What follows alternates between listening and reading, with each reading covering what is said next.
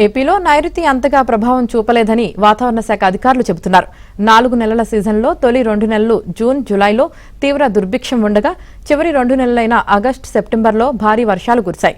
ఏపీలో జూన్ నుంచి నిన్నటి వరకు 570.6 మిల్లీమీటర్లకు గాను 553.1 మిల్లీమీటర్ల వర్షపాతం నమోదైంది.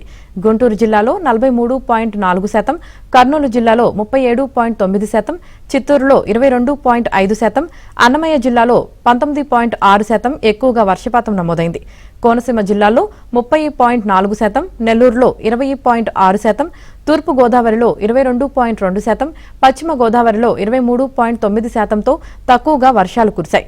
ఏపీలోని మిగిలిన 16 జిల్లాల్లో సాధారణ వర్షపాతం నమోదైంది.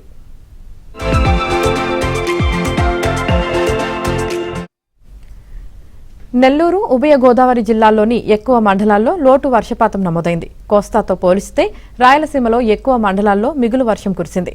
కర్నూలు, గుంటూరు, ఎన్టీఆర్, ఏలూరు జిల్లాలో వరదలు వచ్చాయి. జూన్, జూలై నెలల్లో వర్షాలు ముఖం చాటేయడంతో వేసవి తీవ్రత కొనసాగి ఖరీఫ్ పంటల సాగుపై తీవ్ర ప్రభావం చూపింది. జూన్, జూలైలో సాధారణం కంటే 25% వరకు లోటు వర్షపాతం నమోదవడంతో రైతాంగం ఆందోళన వ్యక్తం చేసింది. ఆగస్టు, సెప్టెంబర్ నెలల్లో వర్షాలు పెరగడంతో ఖరీఫ్ సాగు జోరందుకుంది. కృష్ణా, గోదావరి బేసిన్లో కురిసిన వర్షాలతో డ్యాంలు కూడా నిండాయి.